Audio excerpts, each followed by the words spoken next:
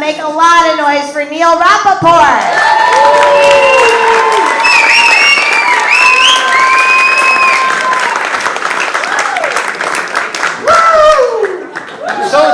I'm so excited to be back at the non-kosher comedy club, Got Ham.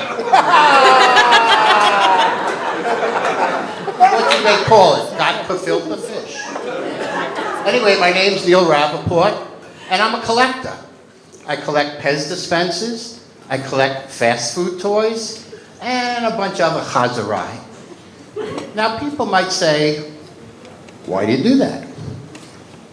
They may not. And I'll tell you why. Because it's hereditary.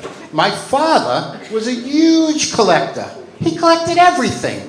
He collected toys and army equipment and tools. His favorite sport was dumpster diving.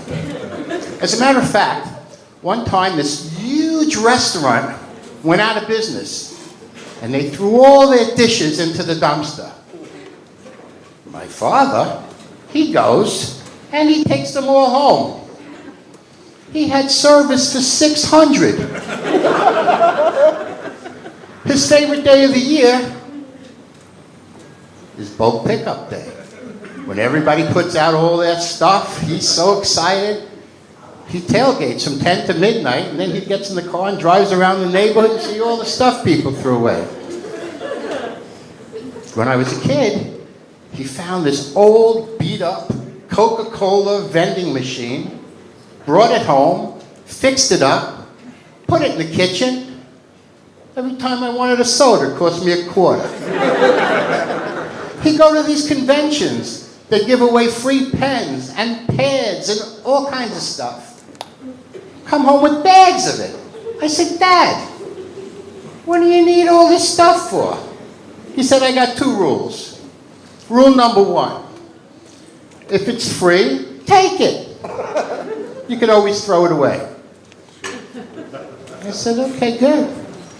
I said, what's rule number 2? Don't ever throw anything away. You never know when you might need it.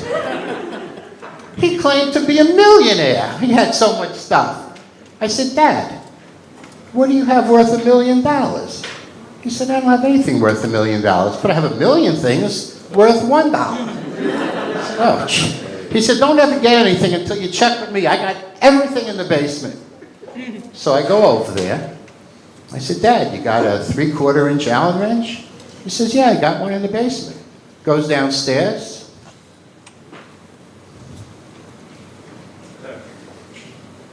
Half hour later, he comes back. I can't find it. So I had to go out and buy it. Down in his basement, he has these canisters of sand of all the beaches that he went to. But he never went anywhere. He only went to local beaches. For years, I thought those canisters were the ashes of his friends Coney and Jones. Coney and Jones.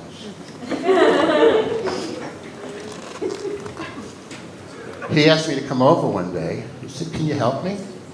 I said, sure. So I go over there, and down in his basement, he has this crawl space where you have to get up, crawl in. He says, go all the way in the back there and get me that jar. But put on those goggles and that helmet and those gloves. I said, why?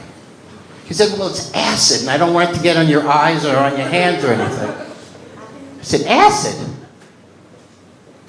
Why do you need acid? Rule number 2, don't ever throw anything away. You never know when you might need it. I said, yeah, but why do you need it? He said, oh, no, I don't need it now. I just want it closer to me, so when I do need it, I have it. So I immediately ran upstairs and said to my mother, Ma, you having any issues with Dad lately? She said, no, why? I said, I just thought I would ask. I think it was okay. I said, okay. They were driving in the car one day. My father gets out of the car. He gets this tool, throws it in the back seat. My mother's has trouble seeing. She said, "What was that?" He said it was a ratchet. She said, "Now you're collecting rat shit?" Unfortunately, a couple of years ago, Dad passed away. And we had to get all the stuff out of his basement. Now it's in my basement. I have 3 canisters on them. Coney, Jones, and Dad. That's my time. Thank you very much.